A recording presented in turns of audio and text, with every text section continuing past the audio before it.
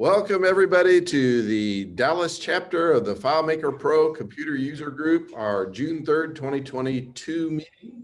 We are excited to be here to learn more about FileMaker Server and Ubuntu and Linux and Amazon stuff. And we have our expert, Fred Craven, is going to teach us all about it, and we're looking forward to hearing from Fred. Fred's been doing FileMaker developing forever, it seems, and he is quite the expert. And so we look forward to learning about this new endeavor into new server technologies that FileMaker has not been into. So without further ado, Fred. Whoops. All right, stop video. Just trying to take over here. How do I take over? Take over. Let's see. Screen share. There we go. Is it working? It's working. Okay. Well, hello everybody. I am Fred Craven, opera dad. I sing opera and I'm a dad. And I've been working here at Harmonic since February 29, 2008. And I've had a little bit of experience installing FileMaker Server on the Macintosh platform, a whole bunch of experience installing on Windows, because of course that's where it was meant to be installed, because it was made by Apple. And now we have the joy of trying to install on Linux. We're all very excited they came out with a Linux version, and it was a pain and remains a pain, but I seem to have gotten my own little way of doing what we're doing. Ultimately, I have a goal of being able to install everything all at once, and I don't have to think about it. We're not there yet. Somebody else actually has something that comes very, very close to that. So we're just going to do it my way. I'm going to show you the way things happen. And along the way, I'm not going to cover everything. So this is important. I'm not going to tell you how to create an AWS account. You need to know how to use FileMaker. Generating, acquiring, creating SSL certs is one of the thorns in my side, so we won't be covering that today. Connecting to FileMaker Server from FileMaker. Hopefully you know how to do that. We're not going to talk about updating a Linux server. That is done almost the exact same way I've done it entirely once. And we're not talking about AWS security groups. We really wanted to talk about external authentication with ADFS and show you how to get that to work, but that is not happening today. So we are going to be covering a few other things, so let's just take a look at what's going to come down, because this is where it all begins. We're going to launch an AWS Ubuntu instance, which is the 1804, which is what they currently want. We're going to log into it. We're going to install all the things. We're going to add some drives. This was one of the problems that I have. I always like to have separate drives for data, and there's people here. Hello. Hello. I'm like looking at the camera trying to be fancy. I always like to have separate drives for data and backups. If something goes wrong, I could take that drive and I can connect it to a new machine. I don't have to copy everything. I can literally disconnect and move it. Doing that in Linux was an entirely new thing for me, and now I'm an expert in how to do that. Configuring drives. We are going to talk about the greatest, most difficult thing ever and possibly hard to do right now with FileMaker is logging into the FileMaker Server admin console, and that's pretty much where we're going to be ending it today. Oh yeah, and mapping some drives. So I have some links here. I know somebody's going to ask, hey, can you send us the notes? These are notes that I created so I can send them to you. There are specifications for FileMaker, what's required, what they want you to do. And there are instructions, which I have on one of my tabs open right now, on how to install FileMaker on Linux. What I'm doing is basically a takeoff of installing Claris's instructions. It's just an adaptation of that. By the way, their instructions are not exactly the clearest. And so let's begin with the magic license download. Hopefully everybody knows when you get your license, you're going to have a link. And the link looks just like what's It's on not the showing screen right updated in the here. policy. I It's just can't the show you policy anybody's says because then updates are I'd be being giving made. away license numbers. This HTTPS blah blah account software license, all of this is the same for everybody. Present. And then you've got your multi-digit license code, which looks like that. Put it in there. That will take you to the download page. From the download page, we're not going to go there, but from the download page, you need to download your license cert, which expires. I can't tell you the period in which it expires, at least annually. So even though your license code remains the same, your cert needs to be updated at some periodic basis. So if you download it and you use it, and then you try to use it again a couple of months later, a few months later, it may not work. So just real quick, someone who's on here needs to mute because it's getting an echo. So whoever's okay, somebody needs to mute. It's in the room. It could just be me. All right. Okay.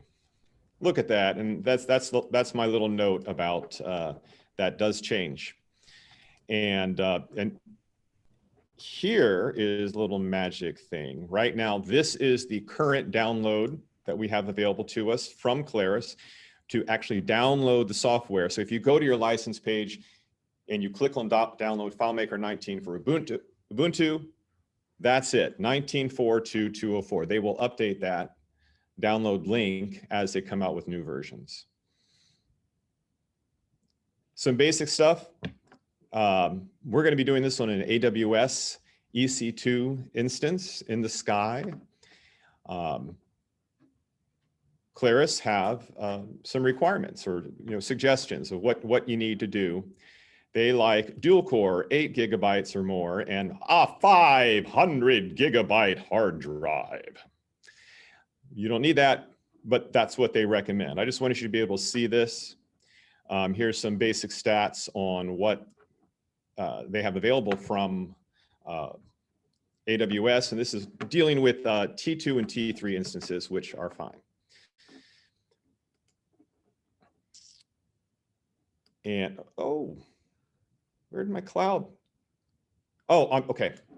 Yeah, I'm sorry. This is actually their cloud settings. This little bullet point threw me off. For their cloud settings, this is the size instance that they use in the cloud. So sometimes with cloud, what we do in the cloud is not necessarily what we would do on a machine in your office, and with Linux, we're just doing it all in the cloud. So, all right, now I'm going to introduce you to some stuff that I had to learn about. In order to access these files in the sky, we're going to get a key pair, a magical thing. And the magical thing is needed to log in with SSH. And Matt, I'm forgetting how to do it, but what is it? It's like SSH user at, or Ubuntu at the address, and then -i, and then a path, and then a path to the key pair. We're not doing that because that's too complicated for me. So let me see here. I can switch over. There is a shortcut. So this is my user folder on my Mac. I'm doing this from the context of a Mac. And now I come in here. I can remember, there we go. People know that I have a different keyboard, and so my fingers are used to going to the other keyboard. So Command-Shift period will open up your hidden files on your machine. Inside your user folder, you'll have this little SSH, sorry, it's tiny now, SSH folder. And there's a place where I create a folder called keys, and I put all my keys. Very exciting. And you see right here, there's one called Pugtastic Test. We're going to come back to that momentarily. Okay, so.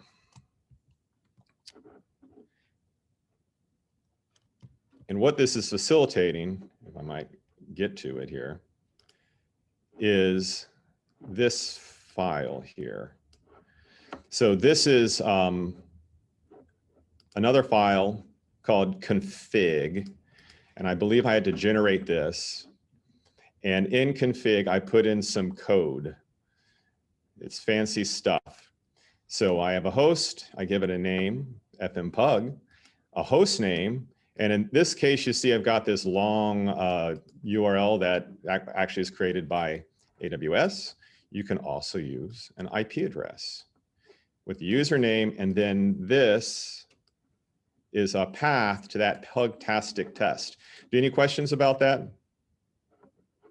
No, you said you'd be sending us the files, I mean, your. Yeah, I'll get you the notes. Okay, thanks. Yeah. You'd only have one or the other of these right here in the text file, right? Oh, in this? Oh, Oh, no, you do have two different. oh yeah, no, I've got yeah. a bunch of them. I just created a lot of white space or black space here, just for clarity here. Yeah, so any other file that I need to get to, they all have different keys. So anyways, that's kind of a cool thing. All right, finding where we are. All right, actual steps. Let's do it. So welcome to the AWS console. And I'm trying, now I have to make all my little faces move away. This, I'm not going to tell you how to get an AWS account, but if you get an AWS account, this is what the EC2 or Elastic Cloud Compute dashboard looks like. From here, we're going to generate a server. And we start that by choosing to launch an instance. What kind of a server do we want? We want Ubuntu. Now, don't do this. If you say Ubuntu 18, you might end up with this here, deep learning. These are actually really large AMIs, so we don't want that. If you do Ubuntu server, you'll see a nice clean short list with the 1804. That's currently what's being used. All right, so we're going to select that. And I believe they're working on getting 20 to work, but not yet. For today's show, we're going to use something a little bit more beefier, that's a word, and because I want it to be a little faster. It's a T2 extra large. There's no reason to do this under normal demonstration purposes, but time. In this case, I'm using, I'm in North Virginia, which isn't where the vast majority of our servers are. And so we don't have multiple networks. So this is just the default network. Everything here is default. We don't need an IAM role, but I'm going to put one in there just because it exists. And then we get to the fun part. At the bottom of this page, and this is the current interface that AWS have available for us to create EC2 instances. They're changing it, and so once they change it, we'll all be confused.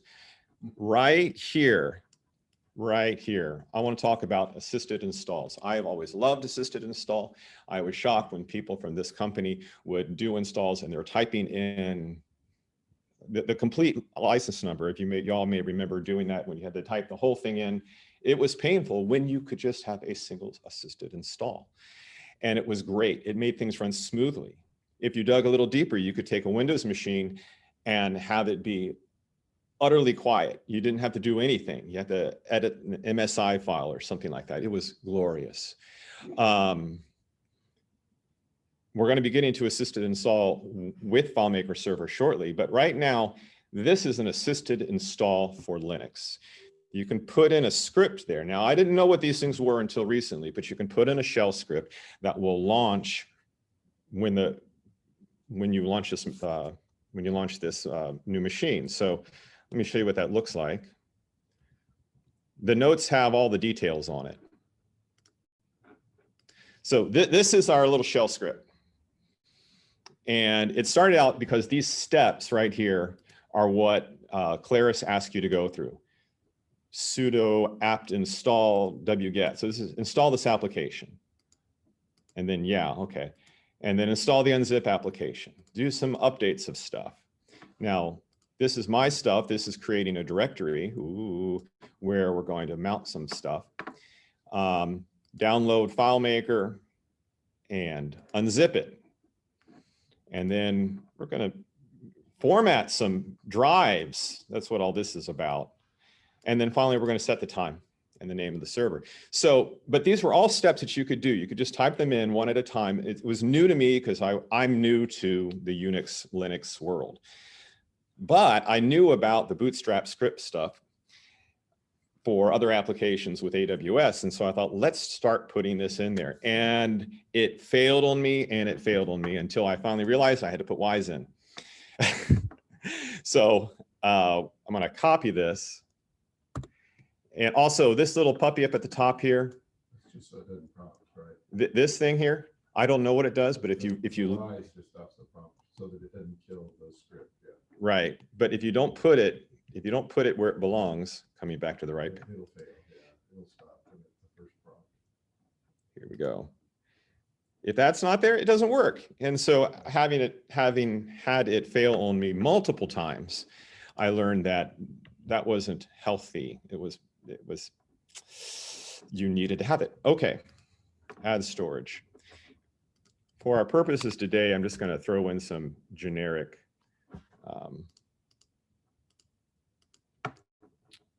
just some generic sizes, 10 and 15.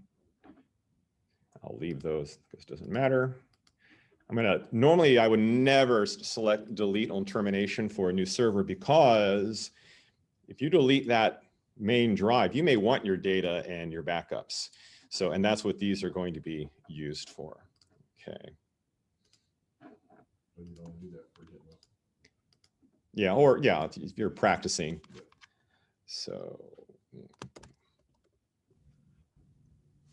going to call this Pugtastic. We have some security groups. Now I've got just some basic security groups, which are not what we would normally use, but it allows me to do whatever I need to from here. View and launch. Okay. So whenever you launch a new EC2 instance with AWS, it's going to prompt you to download or use an existing key pair. So you can create a new key pair. Awesome. Or you can choose an existing key pair, which I'm going to do because I've been practicing this for the last week. And you need that. Don't lose it. It's very important. Your life will end without it. Well, you'll have trouble accessing your server.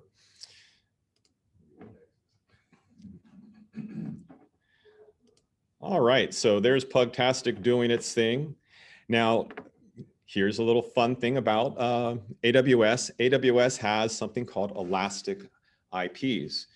Now, what happens if you open up any server with AWS and you choose to have an external IP and you shut it down, when you come back, it will change. It is, let's just say, variable. I would call that elastic. So AWS have another thing that they call an elastic IP, which is elastic in that you can move it from machine to machine, but it always stays the same. It has permanence. And so you can apply that to instances, other little network elements in the sky. So in this case, we're going to take this elastic IP of Pugtastic, and we're going to, whoops. We're going to associate this with our running machine. It's just also it's just all very special. All right, so now we have a machine, it's up, it's going someplace, and it's like, well, what do we do with it now? Well, for me, I delay a little bit because I know there's stuff that's happening up in the sky. Remember that script that we'd used? It's doing a thing. So here is a tool that I like. This is Transmit. Transmit is a great old tool. It's been around a long time, thank God. It's almost the exact same thing it was in 1979. All right. So I've already created a shortcut here for Pugtastic with the, actually I should show this to you here. In this tool, you can see I've got the IP address. And then I have a reference to the cert, and it actually, references those in the same folder that I showed you previously. Oh yeah. So the first time you connect to a new server, it's going to say, hey, do you want to keep this fingerprint? Yep, I do.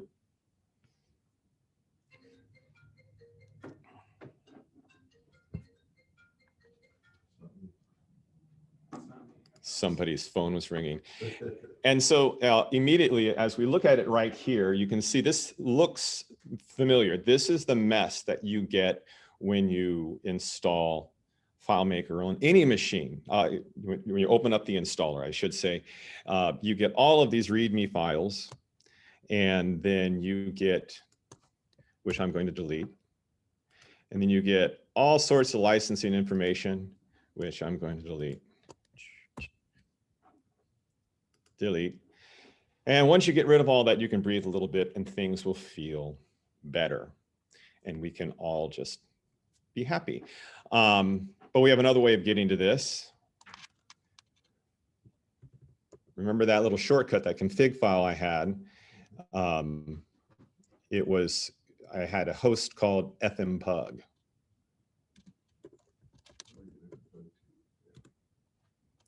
Do I want to accept the fingerprint? I do. Just remember something very important. When you get this certificate for the first time, the key pair, you will likely need to do a chmod 400 on it because permissions are wrong. So you'll have to change the permissions on that. That's actually in the documentation. Since I'm using one that I've already formatted, I didn't have to worry about that here. Okay, so now we're in the machine. And this PWD, which to me looks like password, is print working directory. And we are in the Ubuntu user. So Ubuntu is a user. And LS. So this is a long form list to see what's actually in the Ubuntu users folder. So you can look at it here. We can look at it there. It looks pretty similar. LSBLK. LSBLK, what does that mean, Matt? List block. So in LSBLK, you can see that right here, I created that secondary drive and the tertiary drive. And in the script, it gave it a name of FM data, an FM backup. And that is really awesome stuff. Except if you go to, Linux is weird. If I go to reboot this, which we want to do at some point here, it will forget. It'll keep those drives. And this is really hard for me to look at drives like this. I want to look at them like on the desktop. So in order to keep those drives, you have to edit a little file. So I'm going to do that now. I'm going to use the sudo command using an application called Nano, which I can barely get my way through because it's command line.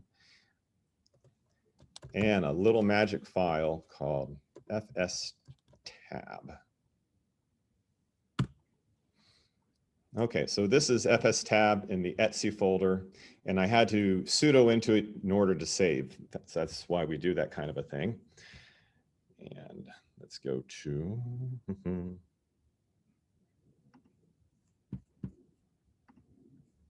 this was a T2. There's another machine called a T3.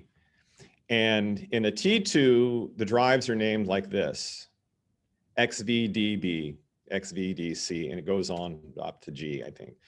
But in the T3's Nitro-based machines, they use this long NVMe1N1, so, and 2.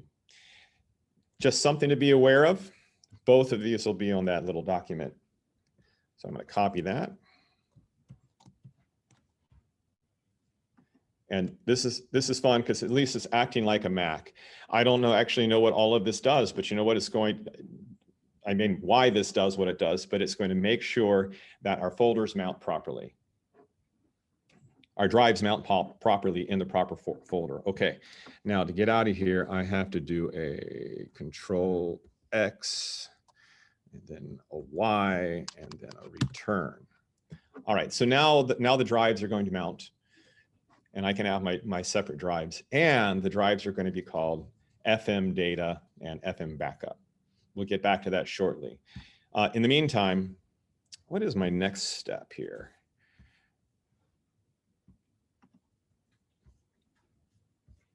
These are all those little things we talked about. The next step is to copy this. So I could not get the FM assisted install to work on a Linux machine for the life of me.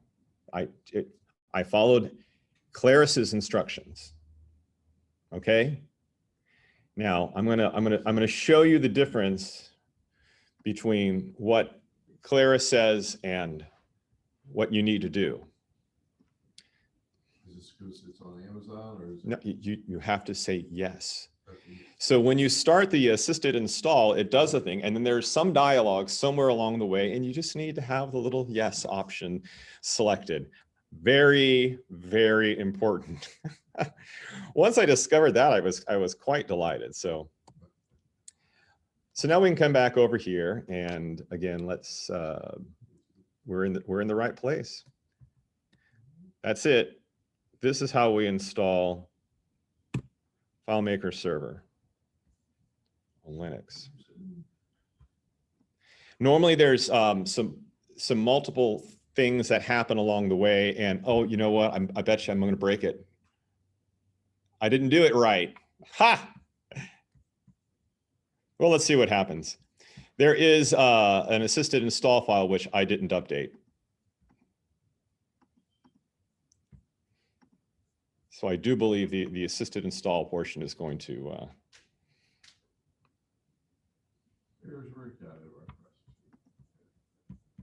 All right. So let's. We're going to try that again.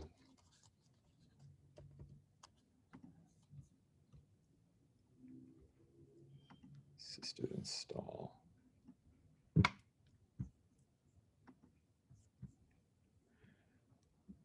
And one other thing that I needed.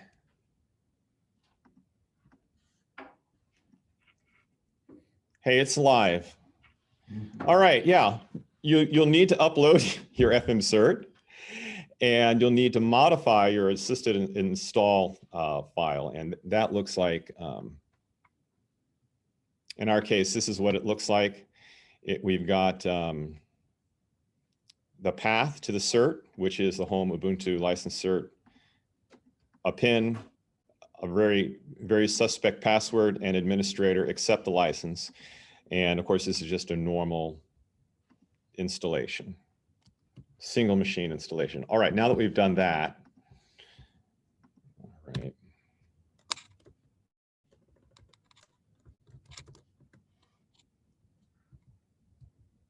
We'll try it again. Here we go. Hmm? Here we go, better time. Better this time.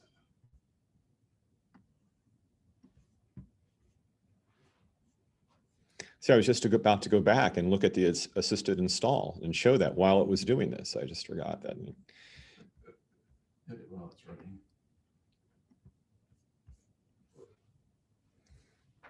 Although it's taking a long time. We're up to 0%.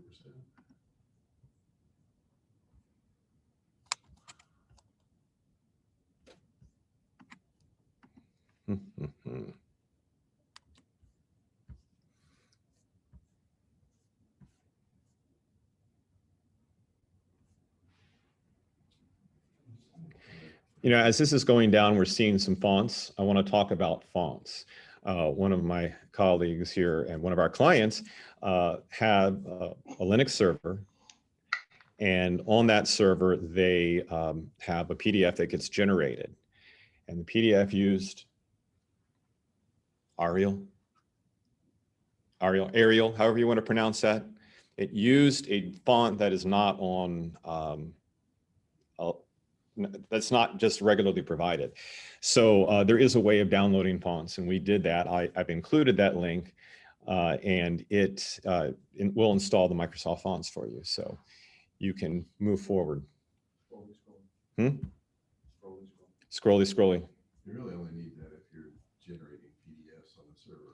If you do, which is exactly what they were doing. Yeah. Without a font, it's got to substitute something.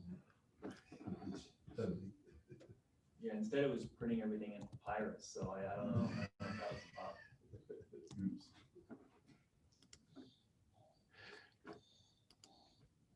Okay, so once it's installed, this is very important. This is very important for Mac users.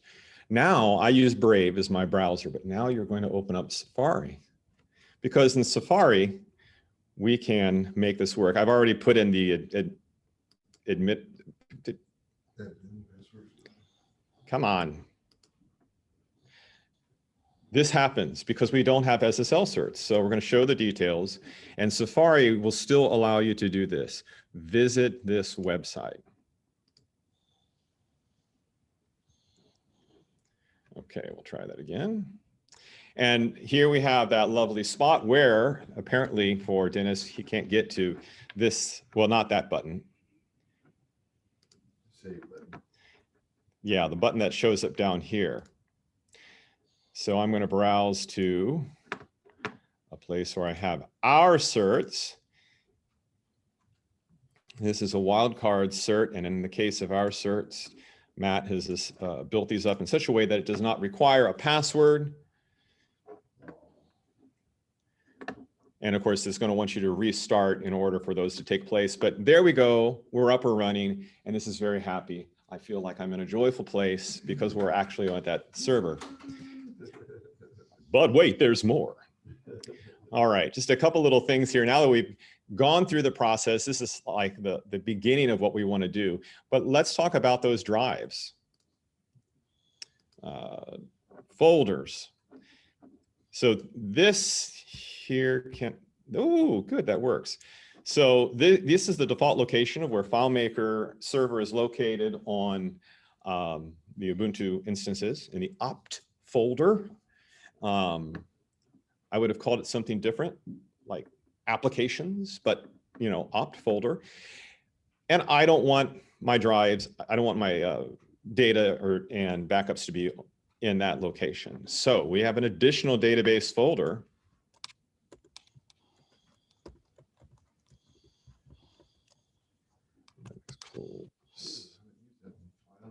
File Linux, yeah. Okay, this isn't going to work, and you'll see why in a second here. So this isn't going to work. That won't work. The permissions, that's right. So just like on a Mac, just like on a Mac, you have to do the sudo change owner FM server. Can you remember which one comes? Server, I think that's right. FMS admin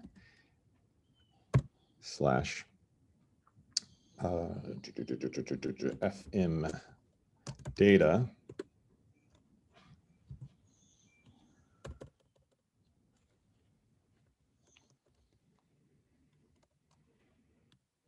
So those two commands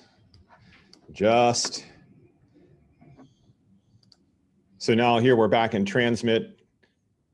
Transmit's always a nice place to go. And if we take a look at the root level of transmit, you'll see that we have, am I in the right machine? I am. There we go. So these were our two folders that we created.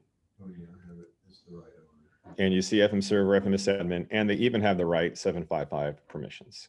So now we can go back.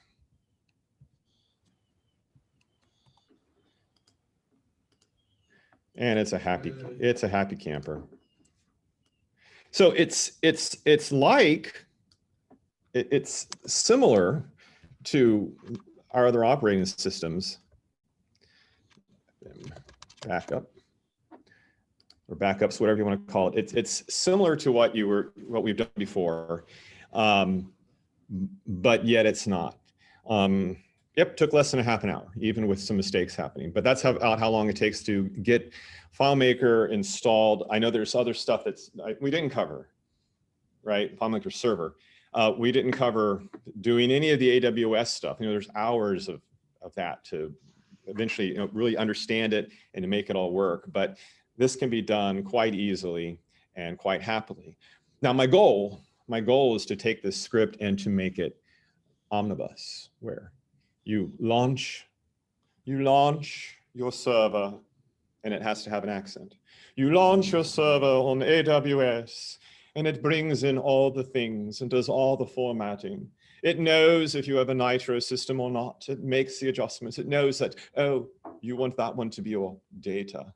You want that one to be your backup, that one to be your container. Yes, I know this information because it's just this big, beautiful, lovely script. Unfortunately, I don't have that. I do have something else. Claire should do that. So there's a guy named Klaus who did a presentation with what's the name of that? Richard Carlton. He did a presentation with Richard Carlton's thing about automating all this, and it's not bad. It's more complicated, and it looks like this. We'll just let it all kind of scroll through. It does many things. He installs MySQL drivers and some other LQ that does things so that he can actually run API commands for the FileMaker admin console. It's pretty slick. I just wanted to take a look at it, see what options were in there. I tried it. It didn't work for me. So, and he says there's no warranty. So I'm not distributing this to anyone, but he provided it. It is kind of cool, the amount of things that you can do, but I'm just learning, you know, I'm learning how to do all these stuff like most of us. And that's it. Do we have any questions from anybody? Yes. I'm gonna have a bunch of them over time. I have it installed and I work off of it. But I realize that I'm trying to save a backup copy. You know, it says I can download it, but it doesn't download. Like if I go into the backup file and I want to put one on my home machine, I haven't set up the terminal like you have. I find that quite interesting. Were you doing this from command line, or are you doing this just from FileMaker? I was just doing it from the FileMaker console because it says I can download. If I have a file in there, and Oh, okay. if I make it so it's not open anymore and close it, it says I can download it, but I'm not able to download it.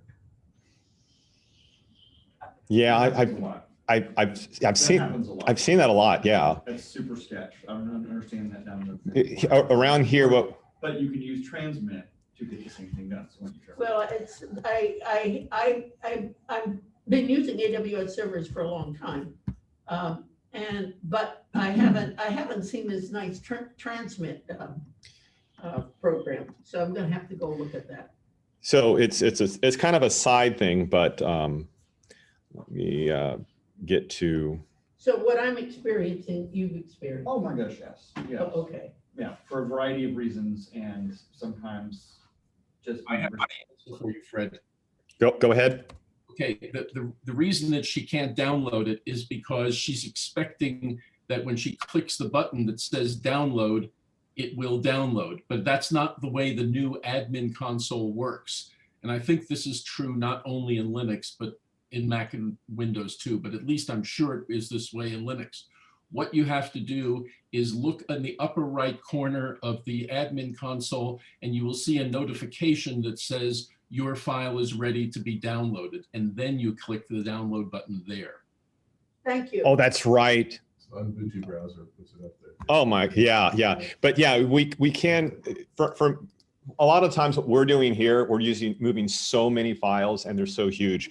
We'll come in to back here on transmit. There's no files in here right now.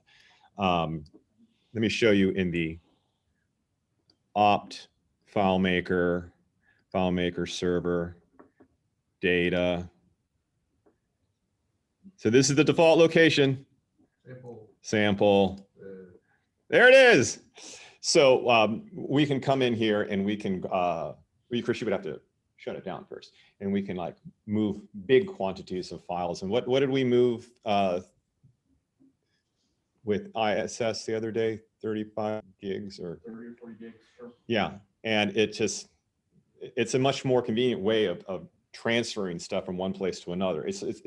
It allows us to drag and drop. But there you go, Dennis. That was a great point about that. Yes, but even with that, I was trying to get your attention. I didn't realize Taylor had me muted, and I was screaming. Oh, okay. Hold on just a second. What, Matt? I would say even with that, and Dennis is right, that is how that mechanism works. Even with that, though, with larger files or with more complicated systems with lots of backups, it still fails. And you also have to do the permissions too, once you get it over, to make sure they're right too. Sure, yeah. So. And there's a question that I asked Taylor this yesterday, and I don't think he had the answer either. The question is, if you click download, regardless of where you click the button, does it also download the externally stored containers? Or does it only download the database? I believe it. The manual says that it should. I believe it downloads the containers too. Oh, he's clicked that. There you go. So I just, Notification in the upper right, I see. there you go. That's what, So now imagine doing that with 30 files. Yeah, it's better to use the It's no, transfer using the command line. it's no bueno. Any other questions about the, yeah, one other thing about that, Fred. If the file is not small, then this notification will tell you that it's not ready yet. Try again in a few minutes. yeah, I think I've seen that. Any other questions? I do have a question. Go ahead. First of all, what kind of a monitor display are you using to make this presentation? I'm just using my MacBook Pro. Okay, well, And then we've got a big screen TV here. What I did though, is I actually made an effort to make everything ginormous so that it could be legible on the screen, because the last thing we need is, yep, there's my MacBook Pro. The last thing we need is to, this tiny print is hard to read, Right. Well, so. what I was going to ask you, I'll mention this one thing first, and then I'll ask the question. My experience with Ubuntu Linux was not in Amazon. I have no interest in learning Amazon in order to experiment with Linux.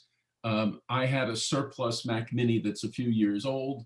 It's running nothing newer than High Sierra, but it's good enough that I could install Parallels Desktop and run Linux Ubuntu as a VM on that Mac Mini. If anybody else was to do that and you use the Parallels Desktop installer, by default, it's going to propose to give you Ubuntu 20, which if you don't know and you go ahead and do it, you discover that FileMaker Server can't be installed on that, at least not today. So you got to go back and give yourself a new VM using Ubuntu 18.04. And that works fine. And yeah, the 20 doesn't work. There's some voodoo in the background that. Until you get to the place in the admin console where you are showing how to select your certificates. And what happens in Ubuntu is that FileMaker admin console presents that rectangle inside which are the buttons that you need to press to choose your three certificates and your two certificates in the private key file. And then what you want to do is you want to scroll down further to get to the button where you could put in the password and press the button to import your certificates. My problem was I'm working on a reasonable sized display, but Linux does not let you scroll. There, you're seeing that rectangle now? Yeah. Imagine if your display was cut off right above the word private key password, and you're trying to scroll within that little window and it wouldn't do it. Mm-hmm. And the magic answer I figured out for myself is that on a Mac, if you hold down the command key and put your cursor in the white space beside that rectangle, you can slide the whole browser farther north than the top limit of the display. And then you can stretch the browser screen down to make it big enough so that you can get to that import button. Otherwise, you're stuck. Yeah. Well, that's good to know. And the question that I've saved for you is, you used a terminal command to give the permissions blessing to the two other folders. Your Yes. folder and your backup folder. Mm-hmm. If you were not on Amazon, what would you do to accomplish the same thing? Same thing. Okay. It's the same thing. I mean, this is, But you see, your FM data and FM backup were previously named when you set up your Amazon instance. right. So, Mounted those drives. right. So let me come backing up to, sorry about the, so this is the Bootstrap script that we use. And yeah, I made a directory. Uh-huh. I made another directory. And then I mounted those drives that we created to the directory. That's kind of a new concept for me. And the problem is they don't have the right permissions. So they needed to be given the right permissions, which of course are the FileMaker. You could have done the chown right in there, just add that down. I can't. Why not? I can't do that here yet because FileMaker isn't installed at this point. Oh, okay. Right. So, but now I could have a separate script, and I thought about doing this today, creating, you know, another batch script that we would upload and just run that to do some of these things. Apparently you tried that already. But this is, I did, I did. Another thing I wanted to point out about the folders here, on Ubuntu, you do not need to have a subfolder. So on a Mac and on Windows, you can't put it at, you know, a D drive. You have to have a folder inside the D drive. On Linux, that's great, and I love it. It just takes one layer of things out of the fray. It's just boom, we're ready to go. What you're saying to me is that I can first make the directory and then change the owner on that directory. Right. Okay. But you have to, you know, mount a drive to it too. It's a weird concept, but so well, in your case, it was a separate drive. And in my case, it would have just been another directory within the FileMaker server directory. right. Well, if you do it with the, Well, yes. Unless you just, he's got a physical machine, so unless you plug in like another USB drive. Right. Yeah. I heard that. Right. That's right. Anything else? Because I want to show one last I have no more questions. really exciting thing. I mean, I see names. I see Bob's there, Javier, you know, Jordan apparently is back there. They don't care. They don't care. All right, so now that we've all done with this, an AWS type thing, this is a server that we've launched, and we're literally paying for this server right now. So when I created those drives, remember I collect those little blue boxes to terminate. Whoops. Oh, I'm in the elastic IP area. There we go. All right. So I keep having to move my little Ring Central window over. So we have our instance state, terminate instance. Are you sure you want to do that? Really sure? Are you sure? Sure. Oops, wrong one. And that'll take everything away. If you're doing any testing like this, especially like I did a larger machine because I wanted it to load a little bit faster. I noticed if I did a T2 medium, which would be perfectly fine for a demo, it just took it a while to install the software. So that's why we went with something bigger. But now we're shutting down and it's going to be terminated here shortly. So that is all that I have. Can I underscore something that you said in the beginning that I think is real important? Sure. You had those instructions that you referred to, but you kind of modified your own. And in step 4 of the instructions that FileMaker gives you, there's I think it's 4.3, where it says that you're supposed to use the link that you got in the email for your order confirmation. And in fact, the link that's in your email is useless because that only takes you to your download page. Right. It was real good of you to put in your notes, which you said you're going to distribute, the actual link to the Linux Yeah. download, the installer file. Right. This is the actual installer. If you don't have that and you followed the FileMaker instructions, what would happen is that your terminal would do nothing but download a bunch of text that has your license key, which is it's so very glorious when that happens. And I'm not saying that it happened to me, but yeah, and this is the format to get to your download page. Just keep your license page, make a little shortcut there, keep it, it'll be good for you.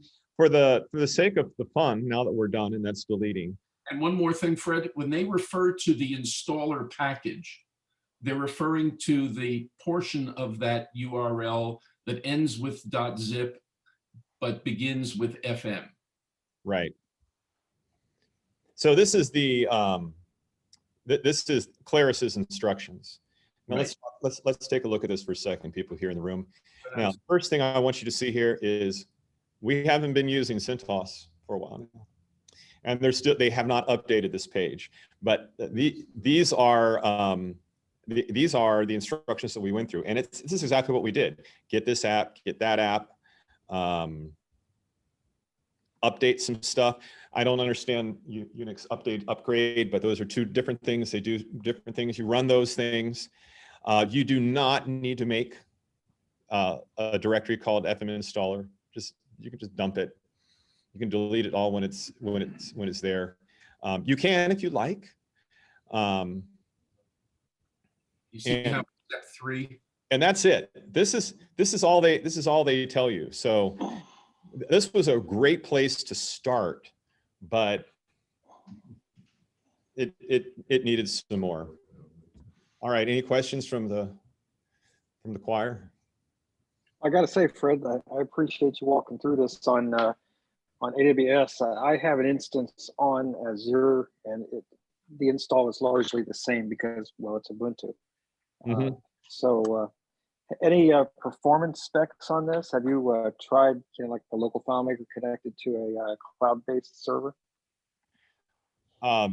This is, yeah, we have clients who are doing that right now where they're the client we were referencing earlier where we had to add the fonts.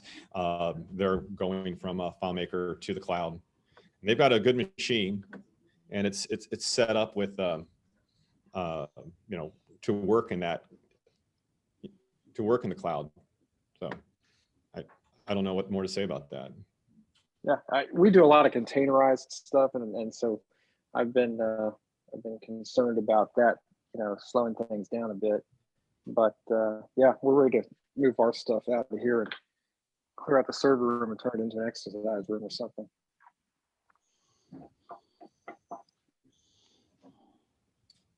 Okay, any one thing down? Are you getting more questions? Well, I have a question about, I've got the server up, I've got the file in there, it's working fine. It's been built over many years, so it probably needs cleaning up, which of course may never happen. But what I used to run a website, not a web direct, but an actual website that pulled data from it. And I tried to use the API and the things they suggested, and I failed miserably. So is there someone here who knows how to walk me through it or help me? Where's your website? Is your website the FileMaker server as well as? No, the website is based off of another Ubuntu server in the same network. Okay. I just wanted to make sure they didn't work on the same server. No, it's not on the Something same you had server. to change. Yeah. No, that's always. No, not on the same server. It's worth saying, if we have a FileMaker server, thou shalt not anything else do upon that server except FileMaker. I had to ODBC. Claris will surely come out unto you and take you down if you do that. Now, the ODBC, the drivers that are okay, but there's a particular, easy thing to do. It's like, oh, I got a SQL server it's a small file, you know, I'll run this on FileMaker server, and FileMaker server does not like that. That's one of the beautiful things with the Linux is it can just be a FileMaker server. We're not thinking about operating system. We're not looking at icons, even though there are apps that are running on it. It's nice and clean. Okay, I'm good. That question.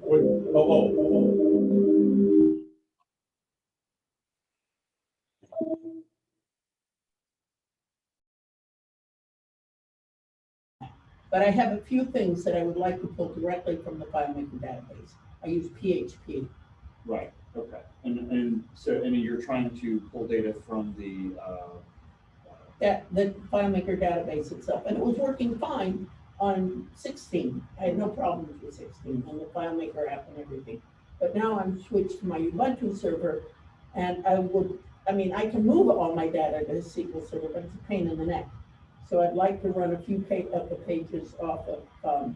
right, so you were using the PHP API. Yeah. And now that's kind of out of favor, and it's the data API. Yes, And so you either have to rewrite your PHP code to, I have no problems with that. yeah, to objectively, build an object and pull data out, or you have to use classes. There's several people who have written classes that have tried to allow you to continue to use the PHP API style.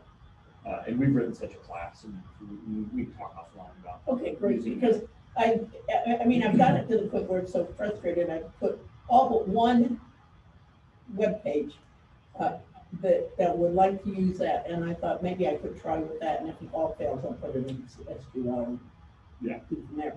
Yeah. But it's a matter of pride to. I understand. Yeah. Stupid pride. It's like, I will figure it out. Yeah, no, we can talk about some of the classes you can use to kind of help bridge that gap.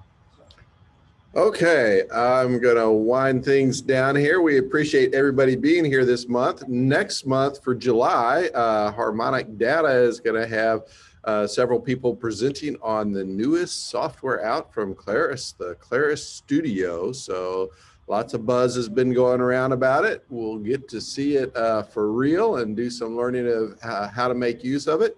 I hope you can join us then. I hope you guys have a safe month and enjoy getting summer kicked off, and see you next month. Take care.